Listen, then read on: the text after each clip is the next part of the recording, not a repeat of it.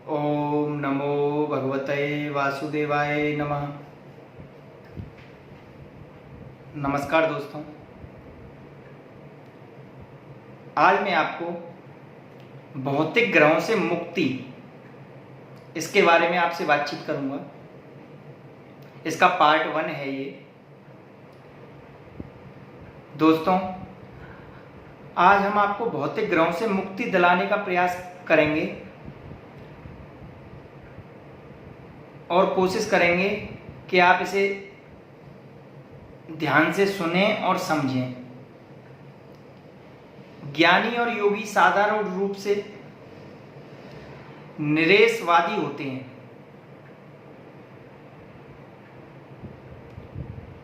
यद्यपि वे अव्यक्त ब्रह्मा ज्योति अर्थात आध्यात्मिक आकाश में लीन होकर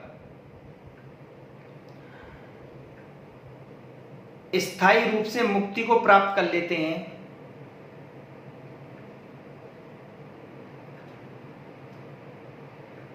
परंतु श्रीमद्भागवत के अनुसार उनका ज्ञान शुद्ध नहीं माना जाता।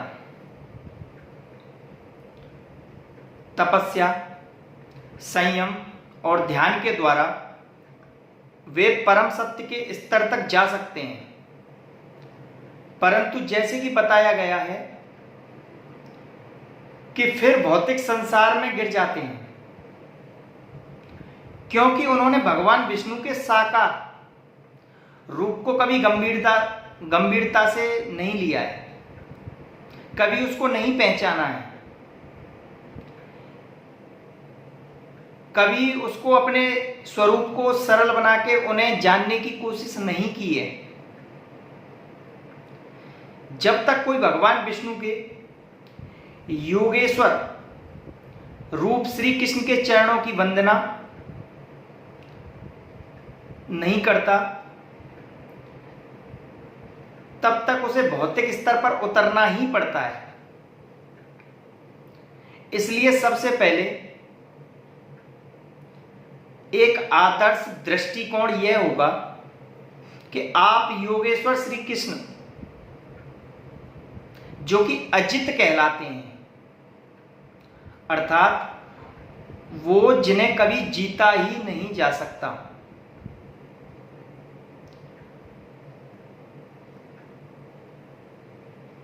उनके स्वरूप की वंदना करनी पड़ेगी। श्रीमद्भागवत के अनुसार जिसने ऐसा स्वभाव बना लिया है कि वह भगवान पर सरलता से विजय पा सकता है। श्रीमद्भागवत में इस बात की स्तुति भी की गई है कि हमें भगवान को नापने की व्यर्थ की प्रतिक्रिया को छोड़ देना चाहिए। हम इस आकाश की सीमाओं को नहीं नाप सकते,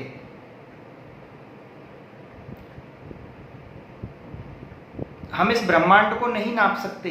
हमारी औकात ही क्या है कि हम इसे नाप लें। तो परमेश्वर का क्या कहना है? योगेश्वर श्री कृष्ण की लंबाई और चौड़ाई को नापने का एक अपने अल्प ज्ञान से नाप लेना संभव नहीं है। ब्रह्म संहिता के अनुसार ज्ञान प्राप्त करने के 2 ही मार्ग हैं। पहला मार्ग है आरोह मार्ग और दूसरा मार्ग है अवरोही विधि। इन दोनों विधियों के बारे में मैं इसके भौतिक ग्रहों से मुक्ति पार्ट 2 में लेकर आऊंगा। जय श्री कृष्ण दोस्तों।